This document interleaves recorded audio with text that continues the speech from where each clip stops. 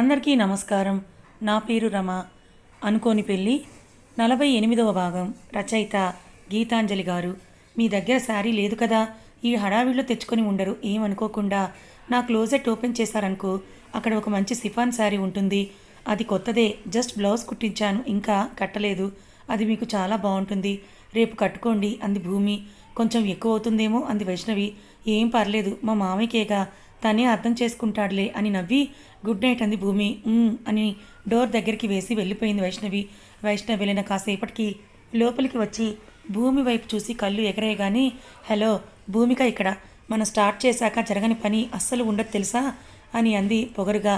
చా, మీరెన్నైనా అనుకోండి, రేపు వైష్ణవి గారిని ఆ శారీలో చూసి అలా గుడిగంటలు మోగుతాయి మా మామయ్యకి. ఏ స్వప్నాలోకాల సౌందర్య రాశి అని బ్యాక్గ్రౌండ్ మ్యూజిక్ వేసుకోకపోతే నా పేరు మార్చుకుంటా అంది భూమి.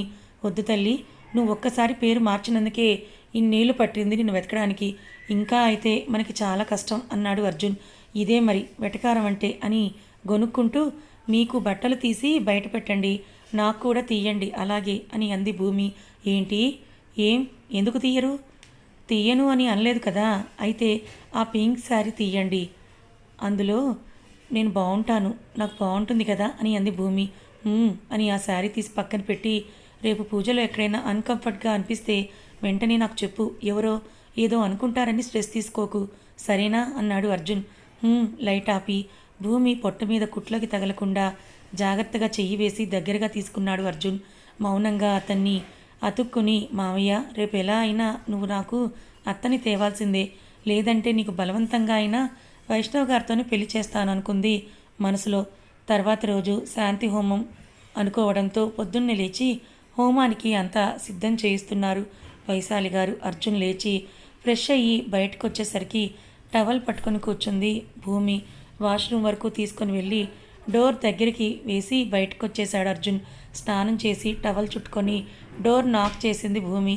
తనని బయటకు తీసుకుని వచ్చి, అమ్మని పిలవనా అన్నాడు చీర కట్టుకోవడంలో హెల్ప్ చేస్తారనే ఉద్దేశంలో. అని తలూపింది. వైశాలి గారిని మీదకు పంపించి తను కిందకు వెళ్ళేసరికి భూమి ఇచ్చిన శారీ కట్టుకొని కిందకు వచ్చింది వైష్ణవి. అమర్ కూడా అదే టైంకి ఎంట్రీ ఇస్తే, భూమి చెప్పినట్టు గుడిగంటలు కాకపోయినా అట్లీస్ట్ స్కూల్ బెల్ రేంజ్ అయినా ఉంటాయేమో అని అమర్ వైపు చూసిన అర్జున్ ఆశలు కాలని పెనం మీద దోశలు కాగా, ఇలా అయితే ఈ జన్మకే కాదు ఏ జన్మకి అయినా నువ్వు అమర ప్రేమికుడిగా మిగిలిపోవడమే అని గొనుక్కుంటూ వెళ్ళిపోయాడు బయటికి.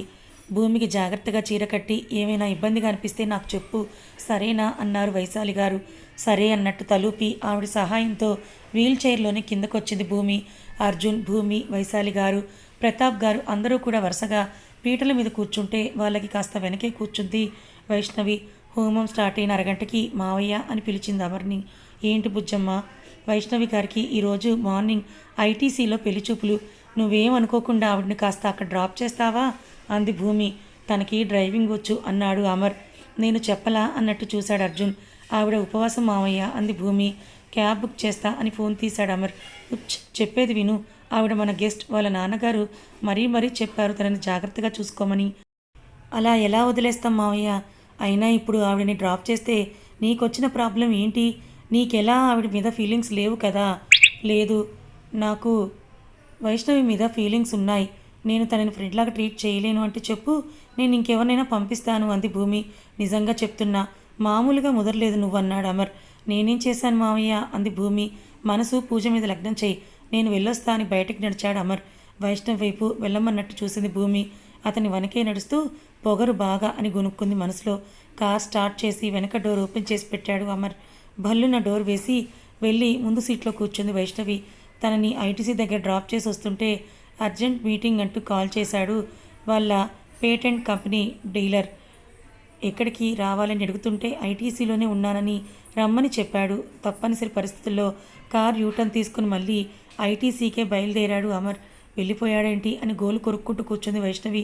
అమర్ కార్ మళ్ళీ రిటర్న్ రావడం గమనించి యథాస్థితికి పరిగెత్తింది. వచ్చేశారా అక్క అన్నాడు ఎదురుగా ఉన్న అబ్బాయి.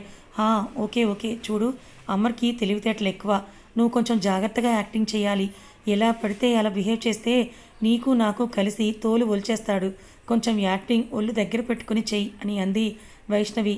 అయ్యో, మీకు నా యాక్టింగ్ గురించి ఇంకా తెలియదు, భూమి అక్కని నేను ఆఫీస్లో ఇద్దరం ఇలాంటివి చాలా బోలెడే చేశాం. డోంట్ వరీ అన్నాడు అభయంగా. ముందు నువ్వు ఆ కోట్కి ఉన్న బటన్స్ తీ. అలా హోటల్లో సర్వర్లా ఎవరూ పెట్టుకోరు అంది వైష్ణవి. హిహి, చాలా క్యారెక్టర్స్ ప్లే చేశాం కానీ ఇలా రిచ్ బాయ్ క్యారెక్టర్ ప్లే చేయలేదు. ఇదే ఫస్ట్ టైం అని నవ్వాడు ఇబ్బందిగా. అయినా రిచ్ బాయ్ అయితే రోజు సూట్ వేసుకొని తిరుగుతాడని నీకెవరు చెప్పారు? ముఖేష్ అంబానీ, అనంత్ అంబానీ రోజు సూట్లు వేసుకోవడం నువ్వు చూసావా అంది వైష్ణవి. లేదు, కానీ అక్కడ వాళ్ళు రిచ్ అని అందరికీ తెలుసు. కానీ నేను రిచ్ అని అతనికి తెలియాలి కదా అని కోట్ సర్దుకున్నాడు. నీకు ఒక దండం రా స్వామి, నువ్వు రిచ్ అని ఎవరికీ తెలియాల్సిన అవసరం లేదు. ఆ కోట్ తీసి ఆ టేబుల్ మీద పెట్టు అంది వైష్ణవి. వాళ్ళు ఆ మాటల్లో ఉన్నప్పుడే లోపలికి వచ్చాడు అమర్. Acting start. చిన్నగా గుసగుసగా చెప్పింది. వాళ్ళకి చాలా దూరంలో కూర్చున్నాడు అమర్. అతనికి వాళ్ళు వినిపించడం లేదు, కనిపిస్తున్నారు మాత్రమే. ఏదైనా మాట్లాడరా అంది వైష్ణవి. ఏం మాట్లాడను? భూమి ఏం చెప్పలేదా? జస్ట్ అతను చూస్తున్నప్పుడు మీ చెయ్యి పట్టుకుంటే మీరు విడిపించుకుంటారని చెప్పింది అని అన్నాడు. వెంటనే అతను చెయ్యి పట్టుకుంటే దరిద్రంగా ఉంటుంది, కాసేపు ఏదైనా మాట్లాడినట్టు నటించాలి అని అంది వైష్ణవి. అయితే సరే, మీరు బెంగళూరులో మేఘనా బిర్యానీ సెంటర్ బాగుంటుందంట కదా, ఈసారి బెంగళూరు వెళ్ళినప్పుడు మీకు ఫోన్ చేస్తానని తీసుకొని వెళ్తారా? అమర్కి నాకు పెళ్ళి సెట్ అవని, అప్పుడు మా పెళ్ళిలో బిర్యానీ మేఘనా వాడి చేతనే పెట్టిస్తా, నీకు నచ్చినంత తిను అంది వైష్ణవి. అయితే సాగర్లో మ్యాంగో షోక్ కూడా, అది కూడా ఇప్పుడు మన మాటలు ఆయనకి వినిపించవు కదా. అయితే ఇంకేంటి అన్నాడు సరిగ్గా. అప్పుడే అమర్ కాల్ మాట్లాడుతూ తన వైపు చూడటం గమనించి ఇప్పుడు పట్టుకో అంది. జై బజరంగబలి. అక్క చూసుకో ఇక నా యాక్టింగ్ అని వైష్ణవి చేతిమి చెయ్యేసి నిమురుతూ పట్టుకున్నాడు. అతని చేతి నుండి విడిపించడానికి ప్రయత్నిస్తున్నట్టు ట్రై చేస్తూ అమర్ వైపు బాధగా చూసింది వైష్ణవి. అక్క, మీరు మరీ మహానట్లా జీవిస్తున్నారు. ఆయన నన్ను వచ్చి కొట్టినా కొట్టేలా ఉన్నాడు. నేను జంప్ అవనా అన్నాడు. ఉండరా నువ్వు అని గొనిగింది చిన్నగా. అమర్ కాల్ కట్ చేసి వాళ్ళ వైపే రావడం గమనించి, బాబోయ్, ఈయన నన్ను కొట్టేలాగే ఉన్నాడు. ఆయన పర్సనాలిటీలో సగం కూడా లేను నేను. ఈ వెధవ ఫైటింగ్లు అవి నాకు అవసరమా చెప్పండి? అసలే నా గర్ల్ ఫ్రెండ్కి ఉన్న ఒకే ఒక బాయ్ ఫ్రెండ్ నేను పోతా అన్నాడు అతను. ఏయ్ చుప్, కామ్గా కూర్చో. ఇప్పుడు కానీ లేచావంటేనా అమర్ కాదు నేనే కొట్టేస్తా అని అంది వైష్ణవి. ఇరుక్కొని దొరికిపోయాను. ఏంటి అని తలబాదుకొని బేలగా చూశాడు వైష్ణవి వైపు. ఒక్క 5 నిమిషాలు అలాగే ఉండరా ప్లీజ్ అంది వైష్ణవి. అందరూ కలిసి నాతో ఆడుకుంటున్నారుగా, ఆడుకోండి, బ్రతుకుంటే నా గర్ల్ ఫ్రెండ్ని కలుస్తా అని సంతాపం ప్రకటించుకున్నాడు. సూటిగా వాళ్ళ వైపు వచ్చి నువ్వు లేవరా అన్నాడు Amar. Amar, behave yourself అని అంది వైష్ణవి. మర్యాదగా లే ఇక్కడి నుండి అన్నాడు Amar. What are you talking? I am from Wayanad Kerala. I can't understand what are you talking. మొహం చిట్లిని చెప్పాడు. ఒక్కటి పీకితే నీది వాయినాడో వాయుమూడో బాగా గుర్తొస్తుంది కానీ లే అన్నాడు అమర్. ఆ మాట వినగానే బిక్కమొహం వేసి చూశాడు వైష్ణవి వైపు. వెళ్ళమన్నట్టు సైగ చేసి what are you thinking about yourself Amar అని అరిచింది. వాడు అబద్ధమని తెలుసు కానీ అదే నిజమని కూడా అర్థమవుతోందన్నాడు అమర్. నాకు అర్థం కాలేదు. బిక్కమొహం వేసింది వైష్ణవి. ఉఫ్, ఇప్పుడు వాడిని బుజ్జమ్మ అరేంజ్ చేసిందని తెలుసు, కానీ ఒకవేళ నీకు నిజంగా పెళ్లి సెట్ చేసినా నువ్వు ఇలానే ఇబ్బందిగా ఫీల్ అవుతావు కదా. ప్రతిసారి నా స్వార్థం కోసమే నేను నిన్ను వాడుకుంటున్నానేమో అని అనిపిస్తోంది. I don't think this is right నాకు అని అంటూ ఏదైనా అవసరం ఉన్న ప్రతిసారి నా కోసం ఉన్నావు వైషు, నీ కోసం ఒక్కసారి కూడా స్టాండ్ తీసుకోలేకపోతున్నా నేను. నాకు ఫీలింగ్స్ చెప్పడానికి మాటలు రావట్లేదు. నిన్ను ఇంటి నుండి పంపించేటప్పుడు ఎంత ఫీల్ అయ్యానో అది నేను మాటల్లో చెప్పలేను. బుజ్జమ్మకు పెళ్ళైందని తెలిసినప్పుడు నేను పడింది బాధ అంతే. మేబీ కూతురు కన్యాదానం తర్వాత తండ్రికి కలిగే బాధ ఏమో, కానీ నువ్వు వెళ్ళిపోయాక నేను అనుభవించిన బాధ నరకం కంటే ఎక్కువ. ఎందుకు నీతో ఉంటే నేను బాగుంటానో నాకు కూడా తెలీదు. నాకు నేనే చాలా నచ్చుతాను, కొత్తగా అనిపిస్తాను. మా బుజ్జమ్మ అన్నట్లు ఇల్లంటే 4 గోడలు మాత్రమే కాదు, మనుషులు, అనుభవాలు, అనుభూతులు అనిపిస్తోంది. నీతో కలిసి అవన్నీ పంచుకోవాలని ఉంది. మీ నాన్నగారు ఇచ్చినంత ఐశ్వర్యం నేను ఇవ్వలేకపోవచ్చు. నా దగ్గర ఉన్నది చాలా కొంచెమే, కానీ ఆ మొత్తం నీకే. నీ దగ్గర మాత్రమే నేనులా ఉండగలను. నా కోసం 6 ఏళ్ళు ఎదురు చూసేంత ప్రేమ నీకుంటే నీ కోసం నిన్నే వదులుకునేంత ప్రేమ నాకుంది. అది నీకు చెప్పే రోజు వస్తుందని కూడా నేను అనుకోలేదు. ఇన్ని సంవత్సరాలు చెప్పలేదు, కానీ ఇప్పుడు చెప్తున్నాను. I love you Vaishnavi. I want to marry you. నీతో కలిసి పెళ్ళి, పిల్లలు, లైఫ్ చాలా గడపాలని ఉంది. ఐ నో చాలా ప్రీషియస్ టైం నా అర్థం లేని ఆలోచనలతో వేస్ట్ చేశాను. బట్ అవన్నీ కవర్ చేసేద్దాం, నువ్వు ఛాన్స్ ఇస్తే అన్నాడు అమర్. ఆ మాటలు వింటూనే ఒక్కడి పీకింది గట్టిగా. నేను చెప్పానా నీ దగ్గర డబ్బులు లేక నేను ఇబ్బంది పడతానని? నేను చెప్పానా నాకు డబ్బులు కావాలని? నేను చెప్పానా నేను నిన్ను మర్చిపోతానని? హా అంటూ ఇంకొకటి పీకింది చెంప మీద. నేనేమైనా చిన్నపిల్లనా? డబ్బులు ఇస్తే చాక్లెట్లు కొనుక్కోవడానికి? నాకు తెలియదా నాకేం కావాలో? ఇందుకే ఈ జన్మకి కాదు ఏ జన్మకి పెళ్ళవదు నీకు. ముద్ర బెండకాయ్, నా కళ్ళ ముందు కనిపించావంటే చెంప మీద కొడతాను చెప్తున్నా అంది ఏడుస్తూ. కొట్టు అని ఇంకా ముందుకు వెళ్ళాడు అమర్. నిజంగానే కొడతాను. నాకేమైనా భయం అనుకుంటున్నావా అంది. నాకెందుకు తెలీదు, నీకేం భయం లేదు. నువ్వు వైష్ణవి మాతవని తెలుసు అన్నాడు అమర్ ఇంకా ముందుకు వెళ్తూ. ఇంకొకసారి చెంప మీద గట్టిగా పీకి మళ్ళీ ఎప్పుడైనా ఇలా ఓవర్ యాక్షన్ ₹5 పెర్ఫార్మెన్స్ చేస్తావా అని అంది. గట్టిగా కొట్టావే తల్లి అన్నాడు అమర్. ఇంకా గట్టిగా కొడతాను. నాకు నువ్వంటే ఏమాత్రం భయం లేదు. ఇప్పుడు చెప్పు, మళ్ళీ నువ్వు నాకు దూరంగా వెళ్తావా అని అంది అతన్ని బాధేస్తూ. వెళ్ళను. నాకు ఒంటరిగా బ్రతికి విసుగొచ్చేసింది. కలిసి బ్రతకాలని ఉంది నీతో అని అన్నాడు అమర్. అయితే వచ్చి అప్పాని ఒప్పించు అని అంది వైష్ణవి. ఇంకా ఒప్పించడమేంటి, ఆల్రెడీ మాట్లాడారు కదా అని అన్నాడు అమర్. అదెప్పుడు? నీ ₹5 పెర్ఫార్మెన్స్కి ముందు. ఇప్పుడు లెక్కలు మారాయి. నీ ఫేస్ చూస్తే అప్ప అగ్గి మీద గుగ్గిలం అవుతున్నారు. పెళ్ళి కావాల్సింది నీకైతే నువ్వే వెళ్ళి మాట్లాడుకో అంది వైష్ణవి. వైషు, ఇది పాపం తెలుసా? నేను మీ డాడీతో ఏం మాట్లాడతాను? కావాలంటే నువ్వు మాట్లాడు. నేను అంకుల్ని రిక్వెస్ట్ చేస్తాను అన్నాడు అమర్. మరి నన్ను అడిగి రిజెక్ట్ చేశావా? ఉరిమే కళ్ళతో అడిగింది. అబ్బా దెప్పకు వైషు, ప్లీజ్. నా బుద్ధి తక్కువై అన్నానులే. సారీ చెప్తున్నా కదా ప్లీజ్ అన్నాడు అమర్. నాతో పాటు ఇంటికి రా, ఇద్దరం కలిసి ఒప్పిద్దాం బెట్టుగా చెప్పింది. కనిపించవు గాని చాలా ఉంది గొనుక్కున్నాడు అమర్. ఏంటది? అదే అందం అని నవ్వాడు. నవ్వకు, దరిద్రంగా కవర్ చేసి నిర్దాక్షిణ్యంగా దొరికిపోయావు. ఇక నవ్వినా బాగోదు అంది. ఓకే ఫైన్ వదిలేయ్ అన్నాడు అమర్. నిజం చెప్పు, నీకు బాగా పొగరు కదా? ఊరికే నీ వెనక తిరుగుతున్నా అని అలుసు.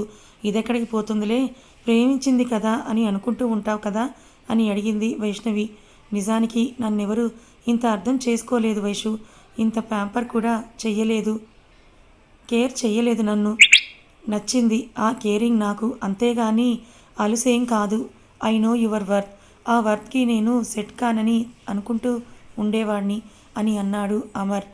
మరి రాత్రికి రాత్రి బుద్ధుడు వచ్చి మాస్టర్ క్లాస్ తీసుకున్నాడా? ఇంత జ్ఞానోదయం ఎలా అయ్యింది అంది అనుమానంగా చూస్తూ. బుద్ధుడు రాలేదు, కానీ నాకే అనిపించింది 27 ఏళ్ల నా జీవితంలో నేనేం సాధించాను అని. వెనక్కి తిరిగి చూసుకుంటే ఏమీ లేదు, నథింగ్. కానీ నీతో ఉన్నప్పుడు నేనేం సాధించాను అని అడిగితే what Amar is today is because of you. నేను అనే మనిషిని ఇలా ఉన్నానంటే ఆ వెనుక ఉన్న అమ్మాయివి నువ్వే. ఎవరి కోసమో దేనికోసమో ఆలోచిస్తూ మన ఇద్దరి హ్యాపీనెస్ని దూరం చేయడంలో అర్థం లేదనిపించింది. ఎప్పుడూ జరిగేది అప్పుడే జరుగుతుంది. వాటి గురించి ఆలోచించే ఓపిక నాకు లేదు అన్నాడు అమర్. Good bye. ఇన్ని రోజులకు మంచి నిర్ణయం తీసుకున్నామని భుజం మీద తట్టింది. వెళ్దామా ఇంకా? మన ఇంటికి వెళ్దాం అమర్. మిస్ అవుతున్నాను ఆ ఇంటిని అంది వైష్ణవి. మన ఆ మాటకి అతని కంటే ఎవరూ ఎప్పుడు కనెక్ట్ అవ్వలేరేమో. చిన్నగా తలూపి పద అన్నాడు అమర్. అర్జున్ గారు, వీళ్ళు వెళ్ళి ఎంతసేపు అయింది? ఇంకా రాలేదు అంటే మన ప్లాన్ సక్సెస్ అయినట్టే కదా అంది భూమి. అవ్వకపోతే నువ్వు ఊరుకుంటావా అన్నాడు అర్జున్. ఏదైనా మీరు ఉన్నారని ధైర్యమే. మెల్లగా సోప్ వేసింది భూమి. ఏం కావాలి సుత్తి లేకుండా సూటిగా అడిగేశాడు అర్జున్. కారంగా ఏమైనా సాగదీసి అడిగింది. కారంగా వెల్లుల్లి కారం తిను అన్నాడు అర్జున్. అబ్బా రోజు అదేనా బుచ్చి, అందరూ నా మీద విసుక్కుంటున్నారని ఏడుపు మొహం పెట్టేసింది భూమి. అరవద్దు అని చెప్పానా అని అన్నంలో వెల్లుల్లి కారం వేసి తెచ్చాడు అర్జున్. వద్దు, నాకు చిన్నపిల్లల అలా ఎవరైనా మారం చేస్తారా? కుట్లు తగ్గుతాయి బంగారం, తిను అన్నాడు అర్జున్. బిర్యానీ కావాలి నాకు. నిన్ను ప్యారిస్ తీసుకుని వెళ్ళాలని నా కలని కలగానే మిగిల్చేలా ఉన్నావు అని కసిరి ప్లేట్ పెట్టాడు చేతిలో. ఒక్కసారి నాకు ఈ కుట్లు మానివ్వండి. రోజు బిర్యానీ రెడీ చేసి మీకు విసుకొచ్చేంత వరకు పెట్టకపోతే నా పేరు మార్చుకుంటాను కచ్చిగా అనుకుంది భూమి. ఏంటి వదిన మొహం అలా పెట్టావు అంది జాను. ఏం లేదన్నట్టు తలూపి పంతులు గారితో ఏదో మాట్లాడుతున్నారేంటి అంది వైశాలి గారి వైపు చూస్తూ. పెళ్ళికి ముహూర్తాలు ఒక 3 నెలలు వెనక్కి జరిపేలా చూస్తున్నారంది జాను. ఇంకా 3 months టైం ఉంది కదా. మళ్ళీ 3 months అంటే 6 నెలలు టైం ఎందుకు? నేను బాగానే ఉన్నాను కదా అని అంది భూమి. నువ్వు బాగానే ఉన్నావు, బాగా లేవు. మాకు బాగా కావాలి. నీ హడావిడి మేము చూసి ఆనందించాలి అని భూమి తల మీద ముద్దు పెట్టి లేచాడు పైకి వెళ్ళడానికంటూ. కథ ఇంకా ఉంది. మొత్తానికి వైష్ణవి అమర్లు ఒక్కటైపోయారు. పాపం ఇంకా మన భూమికే తెలియలేదు ఈ విషయం. తెలిస్తే భూమి రియాక్షన్ ఎలా ఉంటుంది? మరి భూమి ప్రాణాలకి అర్జున్, అమర్, ధను ఎలా కంచుకోటగా నిలబడనున్నారు తెలుసుకోవాలి అనుకుంటే మన ఛానల్ని ఫాలో అవ్వండి. కథ నచ్చితే లైక్ చేయండి. Thank you so much for watching.